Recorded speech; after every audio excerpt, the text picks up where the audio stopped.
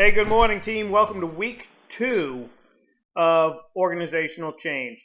So we're going to further our reading with Bridges and Cotter this week, and we're going to explore a little bit of creating a sense of urgency.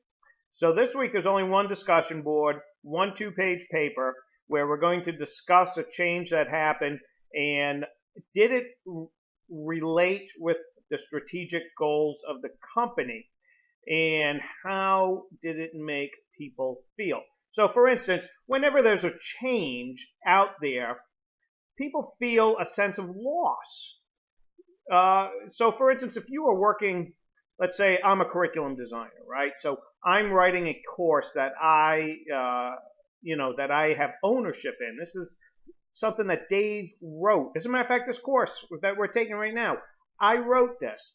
So if a professor comes in and says, well, Dave, we could do this better, I all of a sudden feel a sense of loss. This is something I created.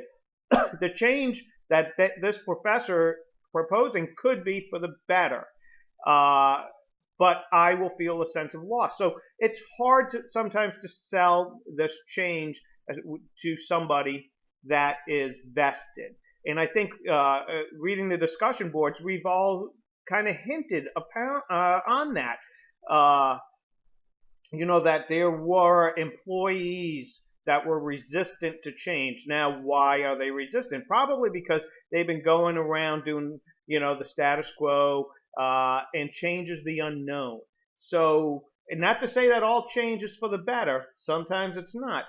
But, sometimes you got to try change anyways. So this week we're going to explore a little bit about,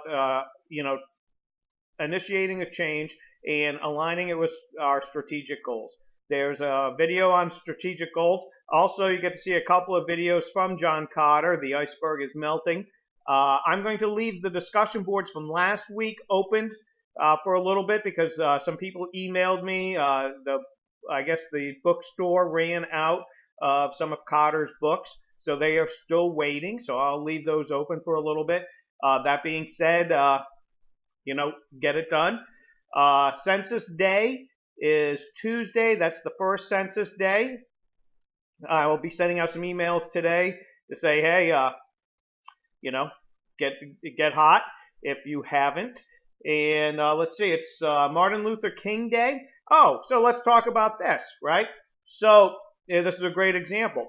Next week, we're going to be talking about vision with change, right? Because some people have hinted already on the discussion boards that there has to be a change manager, somebody to drive the change, somebody to communicate the vision. And all too often when we see change fail, right, it's because it's not communicated properly. A leader comes out and says, you know what, we're going to rearrange the office and this is going to make everybody work better and this is my change. And then they leave and it's never communicated again. What that was an idea bomb, right? They had an idea, it might have happened, but there's no follow through. So somebody's got to be there, and usually it's a change manager to communicate the change vision throughout the process. And so now that, tomorrow is Martin Luther King Day, think about the vision and how Martin Luther King communicated it. He said, I have a dream, right? And he kept saying it, I have a dream. And this is, so he inspired and motivated us. Martin Luther King didn't get up there and say, well, I've been thinking, it'd be nice if our kids got along, if we got along. He was very clear and decisive. I have a dream. So think about the way Martin Luther King communicates. He set he knew his strategic goals. He knew how to communicate it, and he didn't just stop there on the Lincoln Memorial. He kept going with that until we saw change. So I think that was a pretty good analogy there. But think about that, how are you going to communicate your change? Are you going to be clear and concise? That's what people want, and they want to keep hearing the message. Some people in the discussion board this week said they saw changes fail because it wasn't written down. It was communicated once, and that was it. So you have to keep that all up. right? Write it, send the email, communicate it, not just to the people underneath you, but to everybody underneath you, right? We've all played that telephone game where you whisper into somebody else's ear, they whisper into somebody else. If you have 3 department heads working underneath you and you whisper just to your department heads, how do you know your message is getting directly down? Have staff meetings, right? Have all hands meetings where you brief the workers.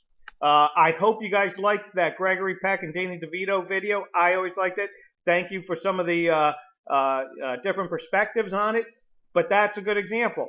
Gregory Peck and Danny DeVito, not only did they meet with the department heads, they met with the shareholders and the workers. Gregory Peck was appealing more to the workers, and Danny DeVito was appealing more to the stockholders. So anyways, that's good stuff. I got to say, I have been very impressed with the quality of work that I saw this week. So keep it up, team. Okay? Good stuff. Good stuff. This is Dave out. Once again, email me and or shoot me a text. This week will be kind of crazy. It's my last week with the Coast Guard Academy. So anyways, yeah, get in touch with me if you need me. Thanks. Bye.